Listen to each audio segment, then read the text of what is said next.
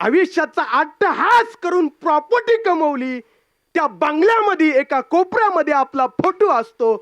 संपलं तुमचं माझं आयुष्य. अहो, आपण मेल्याच्या नंतर एक ड्रेस सुद्धा घरामध्ये आपल्या नावाचा ठेवत नाही लोक.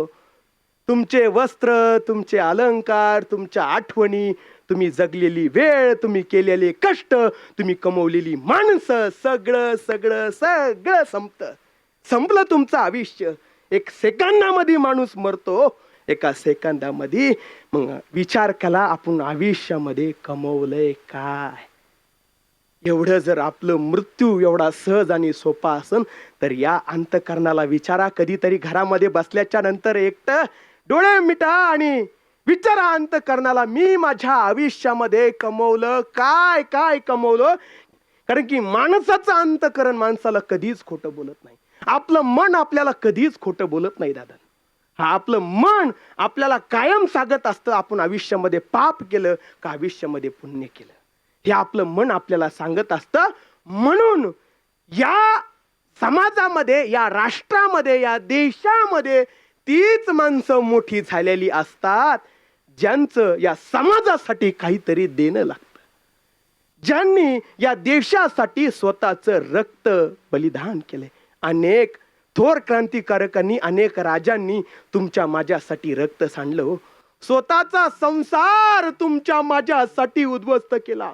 कोणाची लेकरं बाळ गेली, कोणाचा संसार गेला, कोणी किती किती करून संघर्ष तुमच्या माझ्यासाठी सहन केला. म्हणून त्यांचं स्मरण आपल्याला वारंवार राहिलं पाहिजे. माझे ज्ञानोबाराय होते, माझे तुकोबाराय होते, अखिल अष्टदश संतांची मांडी आडी होती. म्हणून हा महाराष्ट्र आहे, नोहे नोहे हा देश, हा राष्ट्र आहे. अभंगाचं द्वितीय चरण. कुळी कन्या पुत्र होतीचे सात्विक, कुळी कन्या पुत्र होतीचे सात्विक, कुळी कन्या पुत्र होतीचे सात्विक, कुळी कन्या पुत्र होतीचे सात्विक, कुळी कन्या पुत्र होती जे सात्विक, कुळी कन्या पुत्र होती जे सात्विक, कुळी कन्या पुत्र होती जे सात्विक, कुळी कन्या पुत्र होती जे सात्विक. दयाचा हरिक वाटे देवा, दयाचा हरिक वाटे देवा, दयाचा हरिक वाटे देवा, दयाचा हरिक वाटे देवा.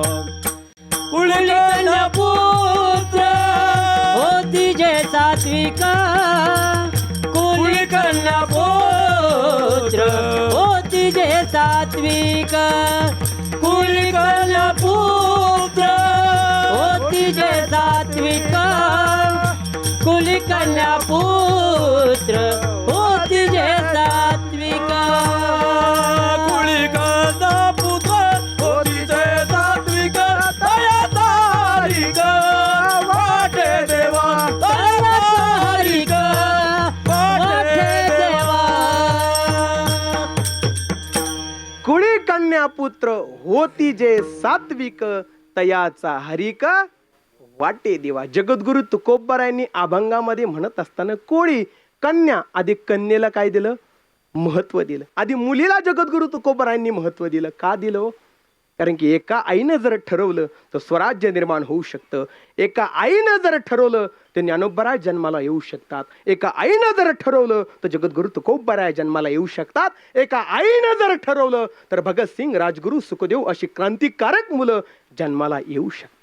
एका आईनं जर ठरवलं ना, या राष्ट्राची राष्ट्रपती सुद्धा होऊ शकते. एका आईनं जर ठरवलं तर क्रांतिकारक मुलं जन्माला येऊ शकतात. म्हणून जगद्गुरु तुकोबाराय म्हणतात कोळी कन्या पुत्र होती जे सात्विक. मुलीला आधी महत्व दिलं. मला सांगा, तुमच्या घरामध्ये मुलगा हुशार असतो का मुलगी? काय हुशार असतं? मुलगी हुशार असते, बरोबर आहे का नाही? 10वी मध्ये मुलीला फक्त 99% पडू द्या. किती? 99. ती जोरजोरात रडते, बाबाकडे जाते, वडिलांकडे जाते, वडिलांना म्हणते बाबा फक्त 1% कमी पडा. किती? एक जर पडला असता ना, आपल्या तालुक्यामध्ये माझा नंबर आला असता. ती ढसा ढसा जोरजोरात रडते, जेवण करत नाही, रात्रभर रडते. पण आमचा पप्या 35 मार्क पडू द्या. किती? 35%. अख्ख्या गावाला पेढे वाढतो. 35% पडले, पास होत नव्हतं, बळजबरी झालो. हा हा. म्हणून बघा, एक आई होती. एक आई होती, या गावानं तिला वाडीमध्ये टाकलं, नवऱ्यानं सोडून दिलं. पोटामध्ये मुलगी होती, बाळ होतं पोटामध्ये. डॉक्टरांनी दवाखान्यामध्ये सुद्धा स्वीकारलं नाही. गाईच्या गोठ्यामध्ये नाळ दगडानं ठेचून तोडली आणि आपली सुंदर अशी मुलगी दत्तक दिली. त्या आईचं नाव सिंधुताई सपकाळ.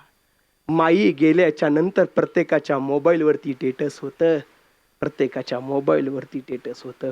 म्हणून जगद्गुरु तुकोबाराय म्हणतात, कुडी कन्या, कन्येला आधी महत्व दिलं. काय त्याग होता माझ्या माईंचा.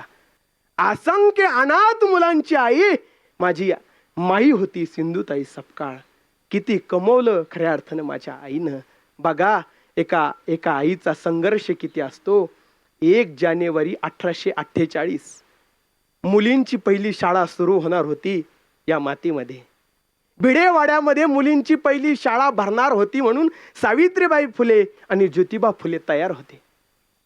1 जानेवारी 1848 दिवस उजाडला. ज्योतिराव फुलेंनी सांगितलं, सावित्री, आज मुलींची पहिली शाळा या राष्ट्रातली आपल्याला भरवायची आहे. इतिहास आपल्याला घडवायचा आहे. मुलींची पहिली शाळा आपल्याला सुरू करायची आहे. एक काम कर, मी भिडेवाड्याकडं पुढं जातो, तू पाठीमागून घरातली सगळे काम आवरून ये. पुढं गेल्याच्या नंतर मी शेजारच्या पाजारच्या मुली जमा करतो आणि भिडेवाड्यामध्ये बसवतो. माई म्हणतात, हो तुम्ही पुढे जा, मी मागून येते. घरातले सगळे काम आवरतात. सावित्रीबाई फुले आवरल्याच्या नंतर गगनामध्ये आनंद असतो. आज मुलींची पहिली शाळा सुरू होणार. या जगातली, माझ्या राष्ट्रातली आज मुलगी शिकणार, तिला शिक्षणाचा अधिकार आजपासून मिळणार. माझी मुलगी आज सुशिक्षित शिक्षक होणार, शिकणार माझी मुलगी आज. गगनामध्ये आनंद होता. सावित्रीबाई भिडेवाड्याकडे चालल्या. चालत असताना एका चौकामध्ये टुकार मुलं तिथे उभे असतात.